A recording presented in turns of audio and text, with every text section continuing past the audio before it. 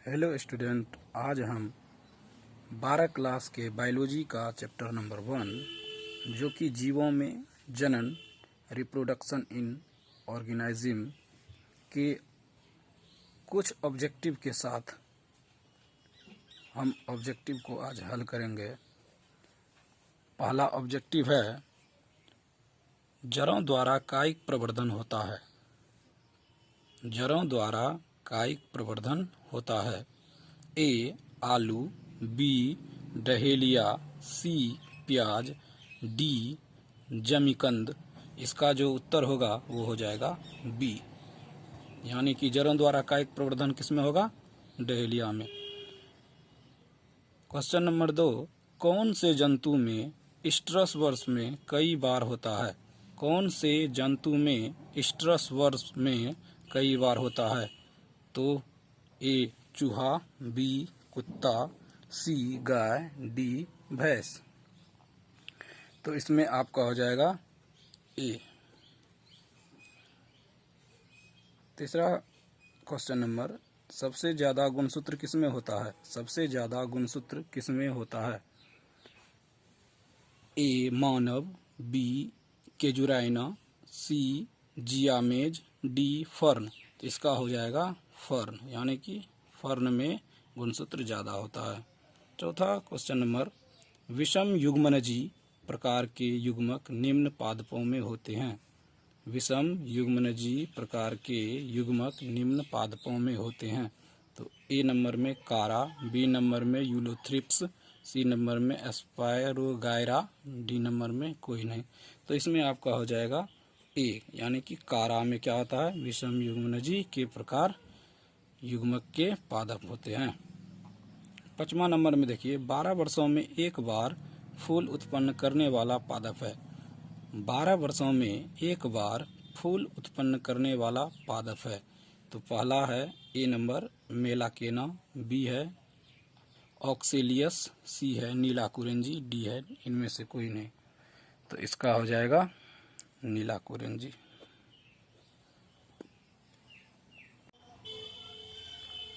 छठा प्रश्न है, बंगाल के आतंक किस पादप को कहा जाता है? छठा प्रश्न को फिर रिपीट कर रहे हैं, बंगाल के आतंक किस पादप को कहा जाता है?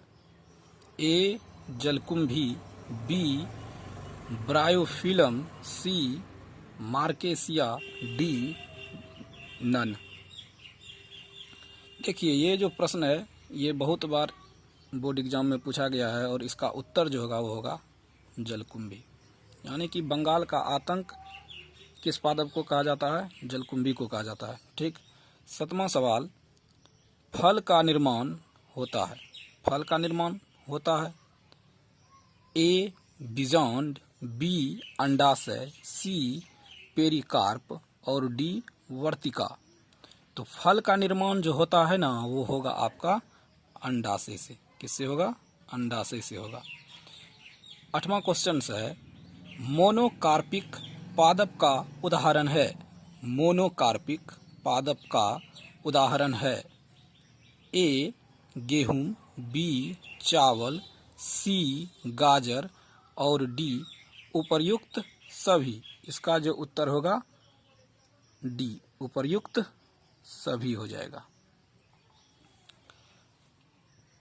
9th क्वेश्चन, मुकुलन द्वारा जनन किसमें होता है? देखिए, ये सवाल जो है ये आप 10th में भी पढ़ चुके होंगे। इसमें जो कह रहा है कि मुकुलन द्वारा जनन किसमें होता है? तो ए पेनिसिलियम, बी पैरामीशियम, सी ईस्ट और डी ऑल मीन्स सभी। यानी कि इसका जो है मुकुलन द्वारा जनन किसमें होता है? तो इसका उत्तर होगा ईस्ट में। कहा कि ये आप 10th में पढ़ चुके हैं। इसका क्या होगा? ईस्ट में। अब देखिए 10th क्वेश्चंस, बिना निषेचन के फल निर्माण को क्या कहते हैं? बिना निषेचन के फल निर्माण को क्या कहते हैं? ए अपयुग्मन, बी असंग जनन, सी अनिषेक जनन, डी ऑल यानी कि सभी। तो इसका जो उत्तर होगा वो हो जाएगा आपका अनिषेक जनन। इसका क्या होगा? अनिषेक जनन। बिना निषेचन के फल जो होते हैं ना वो किस में होते हैं? अनिषेक जनन में। 11 क्वेश्चन हैं। उभयलिंगी प्राणी हैं। उभयलिंगी प्राणी हैं। ए मुर्गी, बी सांप, सी ए और बी दोनों, डी में केचुआ है। तो उभयलिंगी प्राणी जो होगा वो होगा आपका केचुआ हो जाएगा। क्या होगा? केचुआ। क्वेश्चन नंबर 12, निम्न में किसका परागण जल द्वारा होता है? निम्न में किसका परागण जल द्वारा होता है? ए है ऑक्जेलियस, बी है कोमेलिना, सी है जोस्टेरा, डी है वायुला। तो इसका जो उत्तर होगा इसका हो जाएगा आपका सी, यानी कि जोस्टेरा। निम्न में किसका परागण जल द्वारा होता है, यानी कि परागण जो जल के द्वारा होगा वो किस में होगा? जोस्टेरा में। अगर आप मेरे चैनल पर पहली बार आए हैं तो मेरे चैनल को सब्सक्राइब करें और लाइक करें, और इसी तरह का 12th का 10th का इसी तरह के वीडियो को हम लाते रहेंगे। 10th के भी वीडियो लाएंगे और 12th का भी, हर एक सब्जेक्ट का लाते रहेंगे। तो अभी 12 क्वेश्चन हमने किया है और क्वेश्चंस करने वाले हैं। क्वेश्चन नंबर 13 है समसूत्री विभाजन होता है। क्वेश्चन नंबर 13 है समसूत्री विभाजन होता है। ए कायिक कोशिका में, बी जनन कोशिका में, सी ए और बी दोनों, और डी इनमें से कोई नहीं। तो समसूत्री विभाजन जो होगा ना तो वो हो जाएगा आपका कायिक कोशिका में होगा, यानी किसका? ऑप्शन नंबर ए सही है। 14 नंबर क्वेश्चन, अगुणित कोशिकाओं के संलयन की प्रक्रिया को डैश कहते हैं? अगुणित कोशिकाओं के संलयन की प्रक्रिया को डैश कहते हैं? नंबर ए कोशिका चक्र, नंबर बी अर्धसूत्री विभाजन, नंबर सी समसूत्री विभाजन, नंबर डी संयुग्मन। तो इसमें जो होगा इसका उत्तर जो होगा वो हो जाएगा आपका डी। क्या होगा?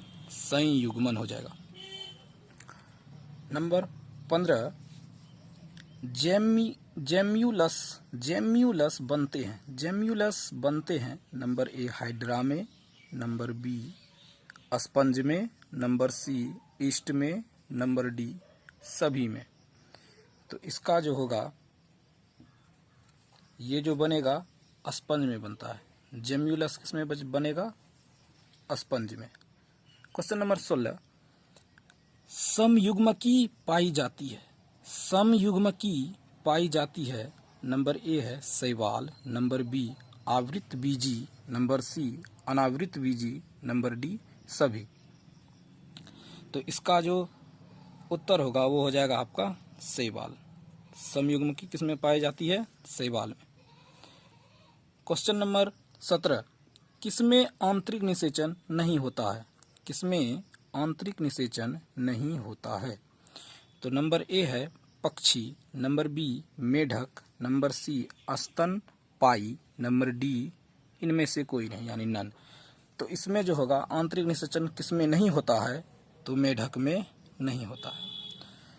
तो मेढक में तो क्या होता है? तो मेढक में होगा बाह्य निषेचन होता है, इसमें आंतरिक निषेचन नहीं होता है। ठीक। अब 18 क्वेश्चन हैं। द्विखंडन एक प्रकार का है। द्विखंडन एक प्रकार का है। नंबर ए कायिक प्रवर्धन, बी अलैंगिक जनन, सी लैंगिक जनन, और डी इनमें से कोई नहीं। तो इसका द्विखंडन एक प्रकार का जो होता है वो अलैंगिक जनन का होता है। किसका होगा? अलैंगिक जनन का।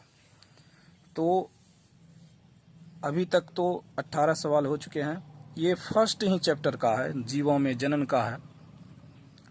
18वां सवाल तक हो गया है और 2 सवाल इस चैप्टर का और देंगे, उसके बाद इस चैप्टर की ऑब्जेक्टिव समाप्त हो जाएगी।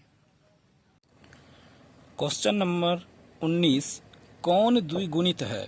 कौन द्विगुणित है? नंबर ए है प्राग, नंबर बी है अंड, नंबर सी है ए तथा बी दोनों, नंबर डी है युग्मनज। तो इसमें जो द्विगुणित होगा वो हो जाएगा आपका युग्मनज। इसका 19 नंबर का डी सही जवाब। नंबर 20 में है अंड प्रजक कौन है? अंड प्रजक कौन है, यानी कि एक से ज़्यादा अंडा किससे पाया जाता है, यानी कौन एक से ज़्यादा अंडा देती है। तो नंबर ए है सर्प, बी है मगरमच्छ और सी है मुर्गी और डी है सभी। तो इसमें जो होगा अंड प्रजक, सर्प भी एक से ज़्यादा अंडा देता है, मगरमच्छ भी एक से ज़्यादा अंडा देता है, मुर्गी भी एक से ज़्यादा अंडा देती है, तो इसलिए इसमें जो होगा ये आपका आ जाएगा सभी। तो इसका जीवों में जनन चैप्टर का हमने सारे ऑब्जेक्टिव कर चुके हैं। आप इस सारे ऑब्जेक्टिव को पढ़िए और बोर्ड एग्ज़ाम की तैयारी बेहतर से कीजिए। हमारा आशीर्वाद आप सबों के साथ है और हमारे चैनल को सब्सक्राइब करना ना भूलें और हम दूसरा चैप्टर का भी जल्दी ऑब्जेक्टिव लाने की कोशिश करेंगे। धन्यवाद।